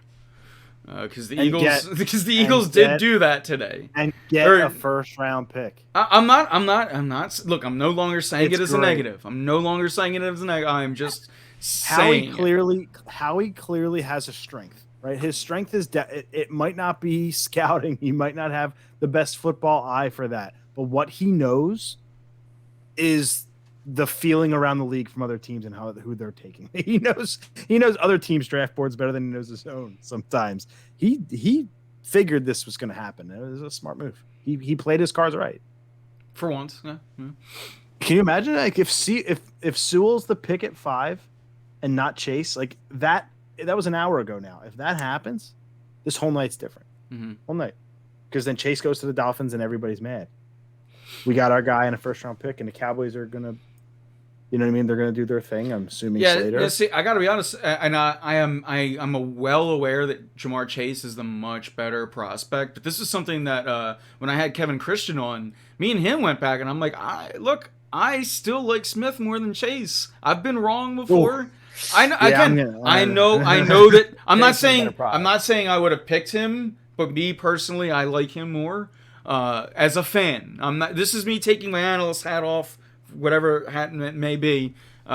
Personally, as a fan, I liked Smith more. I totally understood that Chase was the much better prospect. But I Micah Parsons. Micah I would- Parsons, I told wouldn't you they have could freaked do out. it. Yeah, there were a lot of people saying Parsons even before the pick. So yeah. They do like those Penn State linebackers. Now, correct me. Do they play a 3-4? The Cowboys. They play. I They think don't they're play 4-3. defense. They're 4-3. So They that's don't play good because I forget who I had. I was listening. I think it was Gargano had his Michael Parsons agent on, and he pretty much, I don't know if he wanted to disclose this. Like he was like, I would put him in a 3-4 defense. That's where he thinks he'll get the most. So if the Cowboys are a 4-3, that's already at least a step. In our He's direction. a hybrid 4-3, so he can kind of shift it to be a 3-4 at times. So he could end up being like that, similar when the Seahawks had that hybrid where I'm just saying what his agent said was he thinks he'd be best fit in a 3-4. So if the Dallas Cowboys play a 4-3, hopefully that's already a step in the right direction. But yeah, I think Parsons is a good prospect, and Dallas has had some success with linebackers. unlike But yeah, the but Eagles. Dallas has a new. I think they have a new defensive Quinn. coordinator. They have Quinn. Yeah. So- the guy who was the coach for Dan the Quinn, Falcons. right? Yeah. Yeah. Yeah, Dan Quinn, who's a good defensive coach. Yeah, he was a I mean, defensive coordinator for Seattle when they were winning Super when they were the Bowls. hybrid. Yeah, and we So- saw a damn good hybrid defense from Yeah. that Seattle team. So that's what I'm saying. It's a shame the Falcons never had a defense, but whatever. I'll digress. I mean, the NFL has changed since he was the DC for Seattle. Oh yeah, So, I mean that was like 10 years ago now. Yeah. it was a while. It was probably 7 or 8. Flyers fan 1018 says, "I love the Smith pick, but damn, I want to chase." Yeah, and that's Keep in Kevin mind- Christian. I was literally just talking about that too. Keep in mind, he went 5, so even if we were at 6, our hearts just would have been broken at that point. Yeah. Now it's just elation. Yeah, and that was conversation that Kevin and I we've had some we you know, it was just like, again, because I sort of already admit a bit of fault, but I was like, hey, I still go Smith. But yeah, again, I'm excited tonight. I think either way, if you went, there were 5 people ultimately that I really wanted, and they were the 3 wide receivers and the 2 cornerbacks, and we ended up with one of them. I think if you look at this team, and specifically, forget needs, because they need everything, but if you just look at them as far as what they draft well and not well, it's cornerbacks, it's wide receivers, which is why I don't want them to wait in the 3rd, 4th, 5th, 6th rounds and to get a bunch of scrap heap. I want them to go for the pedigree players. And there were 5 pedigree players at those positions, 3 wide receivers, 2 cornerbacks, and the Eagles came away with one of them. And, you know, regardless of who your favorite one was or what, I think that you were going to come away with a pretty solid prospect in any of those 5. Do you want to hear a classic Greg Hall overthink? What's that? Just classic. This probably means nothing, but I'm thinking about it. Does this make, because in practice Slay is going to line up against Smith, does this maybe help Slay get his game back a little bit? Does this make Smith even better because he's going to have a better man corner against him in practice? Maybe make him a little bit more aggressive. I don't know. Maybe that dynamic of the internals and the practice will make these players even better. Maybe rejuvenate Slay a little bit because he hasn't been great the last 2 years. Classic overthink. Just saying. I think you might be onto something. Probably not. I imagine. I think that the Eagles' cornerback 2 is the real problem. But, you know, Slay is specifically last year soon to be Asante Smith Jr. Slowed down, maybe. But yeah, hopefully. Again, that would be, look, if you can come away with Smith and Asante Samuel Jr., that'd be a nice number 1 and 2. Definitely a nice number 1 and 2. I'd be very, very happy with that. So yeah, we shall see. I've seen Samuel's name floating around in a lot of mocks around the late first. The fact that he's been projected to the Eagles a lot too makes me very nervous. And maybe they go up. And I saw something, man, this was a while ago, but I saw when does Ertz get traded? It was maybe from Stun might have been from Joe, might have been from Stun in to chat. Get back into the first round. That was going to be my answer. I think Greg, you might have even floated that out in our group chats. But yeah, I mean, who knows? Maybe tonight you see something like that happen. Which, by the way, I'd be fine with keeping Ertz. Just I don't want to.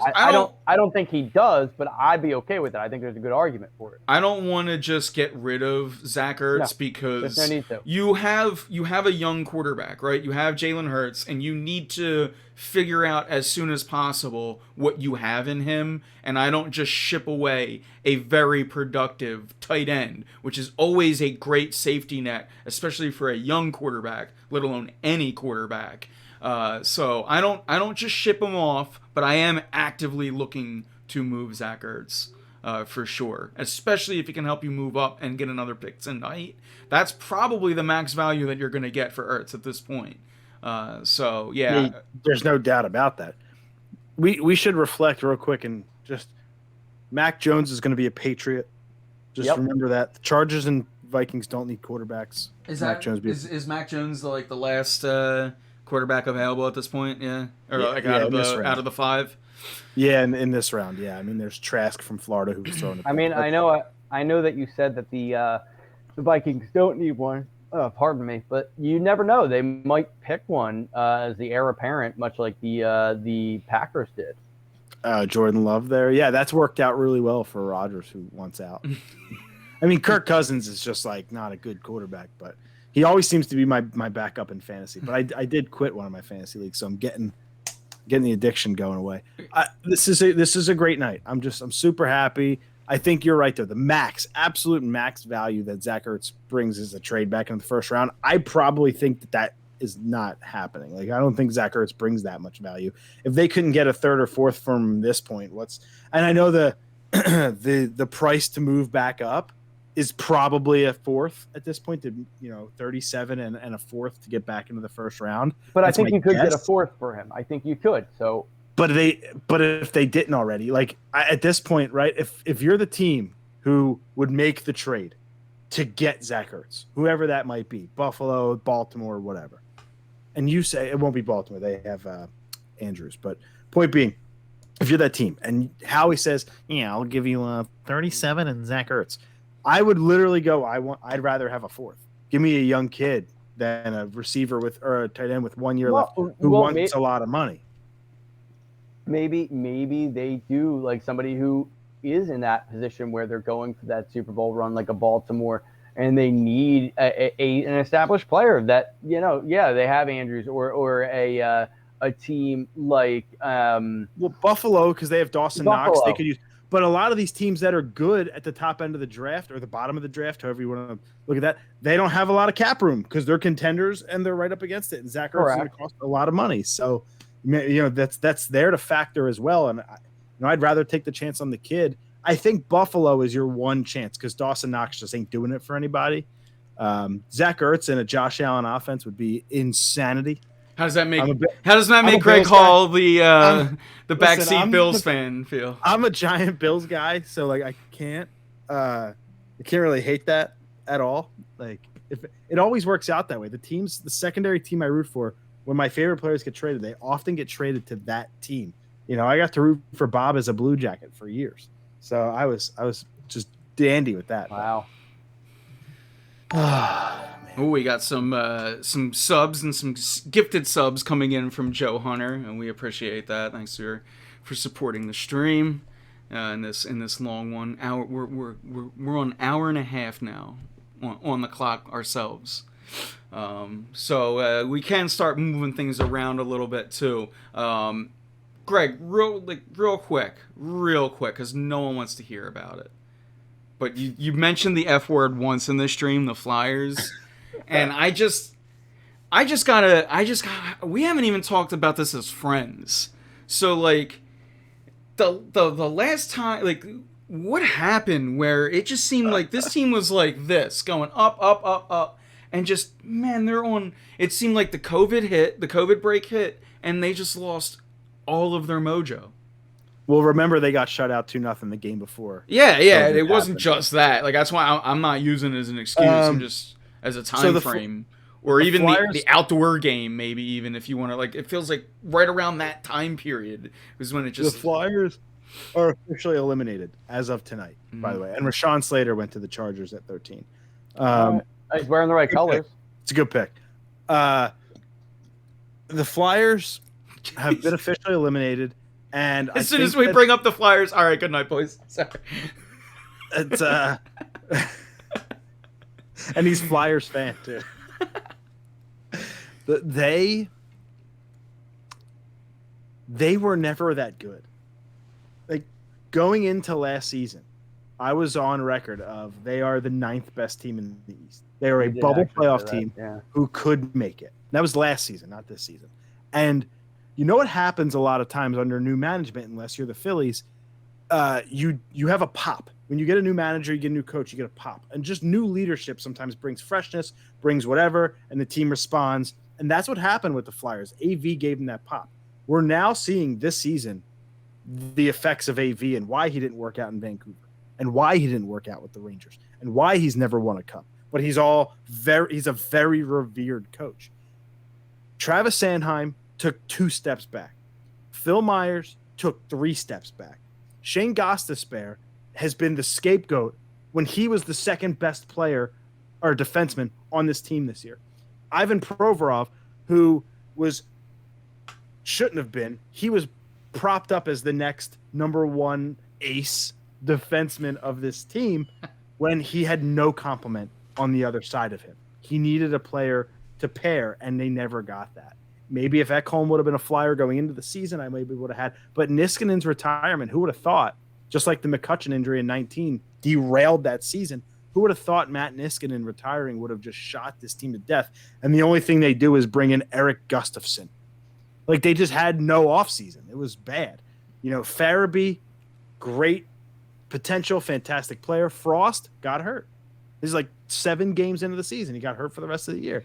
Like, yeah, the goaltending wasn't great, but when your defense leaves you hanging out to dry like that, you're not going to win games 5-4 every night. You just can't. So there's a little bit of Carter Hart regression because of the just terrible defense, a little bit of over expectations, because I don't think this team was ever that good to begin with. And I think all that just kind of wrapped up into they got to do something this offseason major. Like, Jake has to go.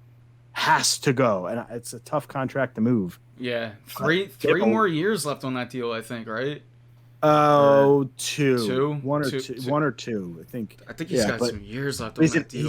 He's still an $8 million player. Like, you're paying $8 million for 14 goals. Like, he's no longer a 70-point guy. He, in my opinion, has been one of the biggest disappointments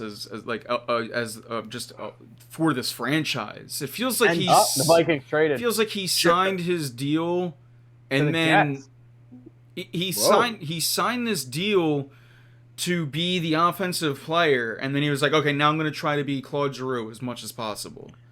Well, Joe actually makes a good point. TK took he led the everyone took a step back, which is kind of a lot of people, a lot of younger people, more specifically, took steps back where you needed them to take steps forward. You mentioned everyone's name, and if you didn't, Chad has mentioned it. But like, you're right. It's everyone. But yeah, JVR had an amazing season. I gotta give him a little bit of props. But even Hayes took a step back, and like major step back. And it's just like, and that's last year. That's what I kept saying. I was like, hey, look, I didn't like this deal, but this is only year 1 of the deal. But Hayes was great last year, not this year. And just a lot of people, and it got me. It's funny because I was even thinking, man, is it coaching? But that makes me sound like the stereotypical Flyers fan that just, it's we got to blame the coach. But it's just like, when I look at the regression of so many people, it raises eyebrows. Well, even last year when the team was going good, right? Their power play was still atrocious. Their penalty kill was still not great. There were signs of regression even during a 10-game win streak. And so, that, which was, by the way, the reason they were propped up so high. They went on an amazing run of 10 wins. That obviously got them back into that top end where they were able to get the bye through the round robin, which was just enormous for them. But you know what, they were, and don't get me wrong, they were game 7 away from the conference finals. So yeah, sure, even though they struggled to score goals in the playoffs, they still got that far, but they got that far on defense and goaltending, which just has not been there this year. And by the way, neither has the offense. The team just overall has been uninspired. Yeah. Their special teams is horrible. There's been, and I get it, right? Not a lot of practice time, 20 or 30, because there's 31 teams. 30 other teams deal with the exact same thing. So there's no real excuse. That's why it felt like the Eagles have done this several times over the last year plus, where they, like, in press conferences use COVID as an excuse. And even worse, the beat writers that are phrasing the questions even leave the COVID excuse, like, as a built-in, like, out in the question. It's like, why are you giving them such weak questions? But yeah, I can't stand when it's like everyone is dealing with this. Like literally everyone. You don't see Colorado, or Carolina, you're just or bad. Vegas or Tampa. Colorado gives up like 18 shots a game. It's ridiculous how good their D is, and they don't get to practice. They just lost they lost their starting goaltender and second best player to the COVID list, yet they're still rocking and rolling along and in second place in their division. So, and they're one of the favorites to win the cup. So, like, it's just poorly coached team, poor players. Now listen, Zamula, bright spot these last couple games since he got called up. Cam York, extremely bright future offensive defenseman, though. Like, I want that shutdown guy. Cam York scored a goal and 2 assists in his first professional period. It was awesome to watch.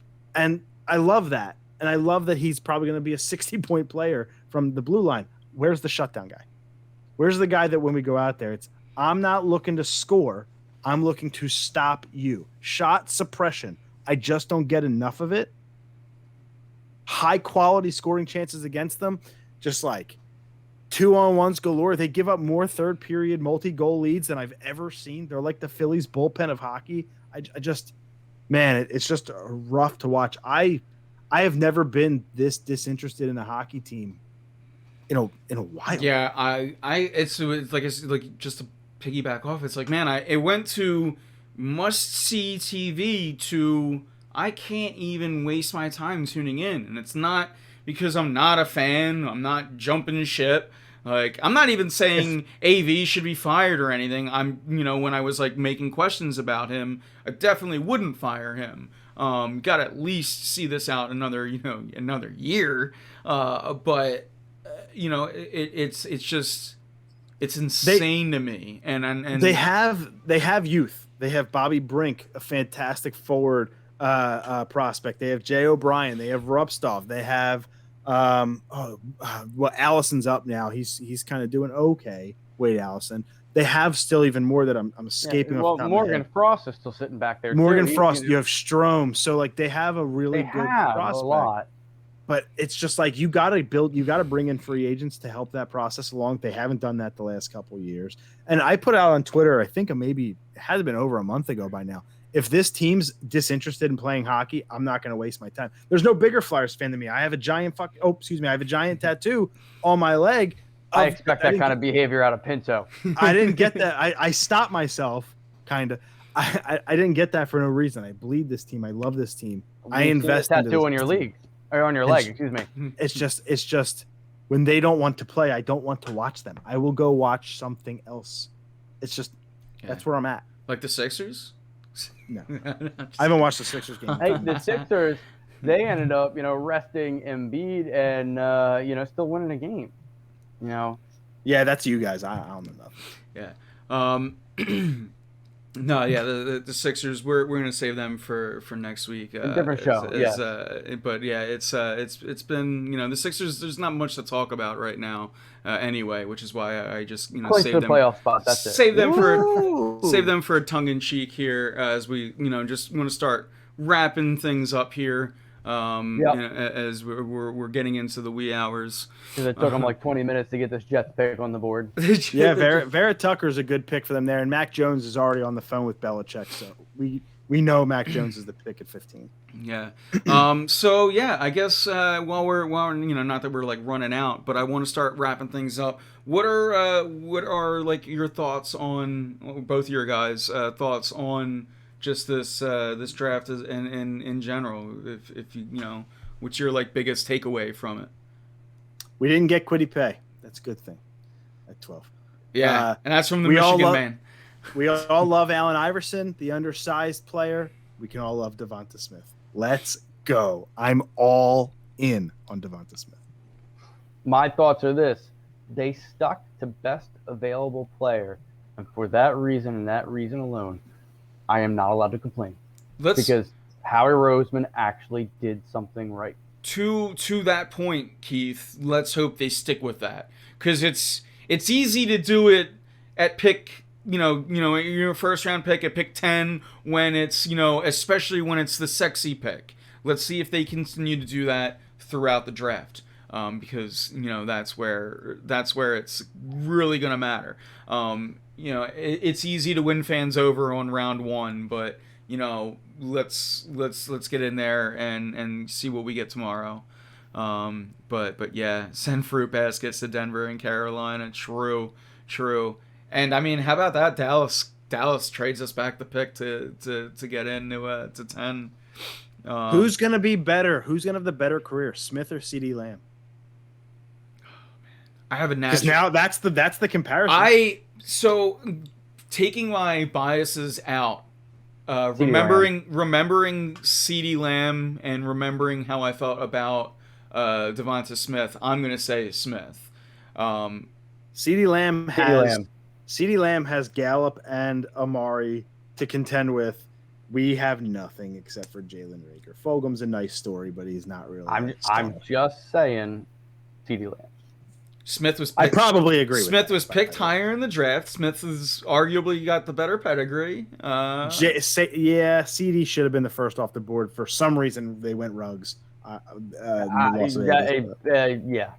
Jerry Jeudy was the only one who should have been in conversation with going before him, and that was not the case for either. So, I forgot about Jeudy. Good call. But I mean, CD was what, Oklahoma? Yep. Or Georgia, Oklahoma. So yeah, I'm probably with you, Keith. I think CeeDee Lamb ultimately, but at the same time, how cool is it that we get to have that conversation for the next 5 years? Yeah, it is. It's very cool. Eagles, here comes. I'm assuming Mac Jones, by the way, but Eagles get my boy next year from OSU. So yeah. I guess and then any other final thoughts from either of you guys tonight? Do we miss anything? I think we covered everything, right? Yeah. I'm pretty sure. This was I'm not going to do a union minute. We covered the Eagles draft. We covered how Aaron Nola is an ace. Yeah, I think we got everything. Shut up, Keith. Oh man, yeah, guys, it's been an absolute blast. Greg,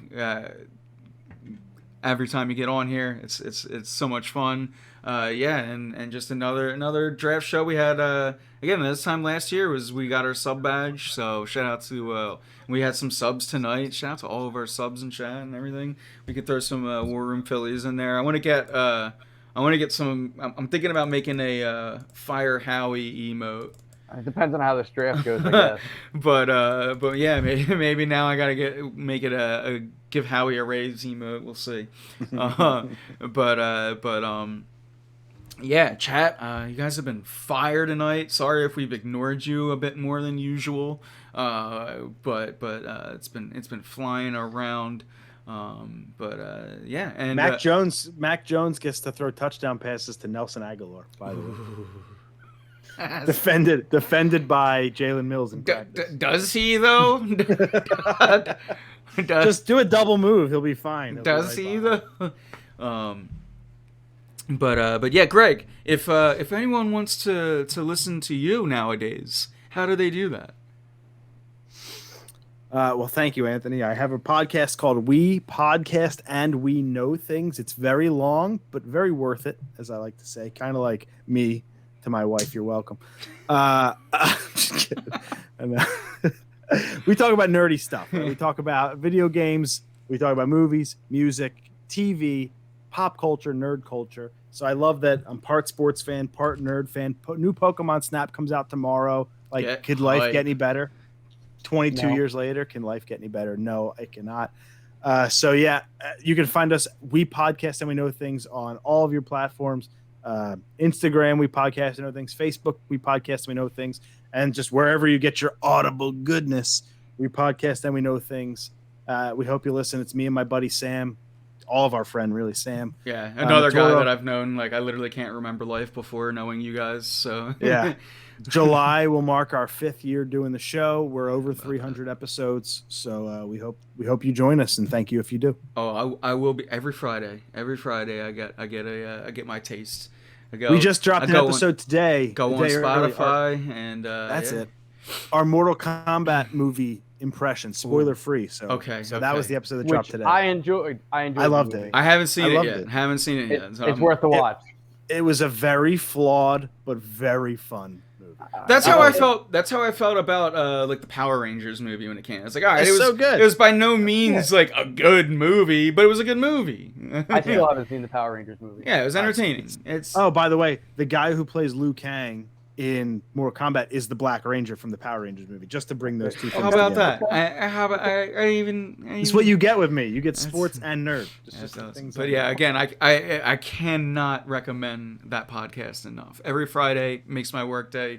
Yeah, like once it ends, I'm like, now what do I listen to? And I'm like, I guess music. I know my drive in and drive out. I'm like, I don't want to listen to sports talk after that. That's gonna bring me down. So, yeah, it's great. Thank you for inviting me back. It's always great to be back with you guys. We absolutely. It's not often I get to do this. We had to plan this over a month in advance just because of my situation in life. So like, just thank you for having me on. I appreciate you guys. The pleasure is all both. ours, and yeah, it's been awesome. Keith, any final words tonight? Any final thoughts? Final thoughts are this: let's go Birds. Go Birds. Yeah, we can try to start being positive again. For one night, it feels good. I know tomorrow I'll wear my Eagles shirt to work, just to poke. My Giants fan coworker, just to poke him, because I've been for weeks. I've been shouting Devonta Smith, and I've heard things like, I take bigger shits than Devonta Smith. And I said, can your shits get open like he does? Because if they can, I want them on my football team. But yeah, so tomorrow, that's I'm gonna be big or later tonight. You never know, Howie. Well, yeah, and that's that'll. Let's hope so. I'm going to go to sleep. So if they make a trade back in, I'll just catch it in the morning. I will also be asleep. Yeah. I just had some cough. I'll probably be up. I'll go live. Check us on Facebook. No. But yeah, guys, thank you all for tuning in. Thank you two for co-hosting with us. We're coming up on 2 hours. That's a long time to sit in a chair. And not moving. That's why I'm pivoting constantly. And the Devonta Smith, the pick, that was. I still have like the pre butterflies. As soon as Greg, you mentioned like, I forget who it was at this point in my life. We were like, this is where they could go, and then my heart just started palpitating. I was like, don't do that. Don't do that. It's the thing now. Like when we sign off, it's this like. It's this come down moment, but now I'm just going to spend the next 2 hours on YouTube watching Devonta Smith highlights and refreshing my podcast feed for all my Eagles podcasts. Oh yeah, this is a great time. I'm going to get a flood of those videos.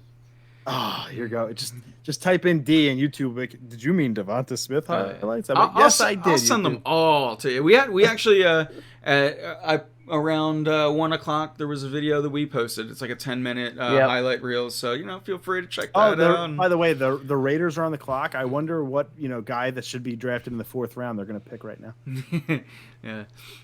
So again, wrapping it up, guys. You've been awesome, chat. I see you giving us the love. No, the love is all to you, chat. You guys are you're the lifeblood of this stream. You guys make it all go. So we appreciate you both live and on demand for our people who are going to be watching this on YouTube. So yeah, with that, this has been awesome. Thank you guys so much. I am Anthony Pinto. I'm Keith Malashevsky.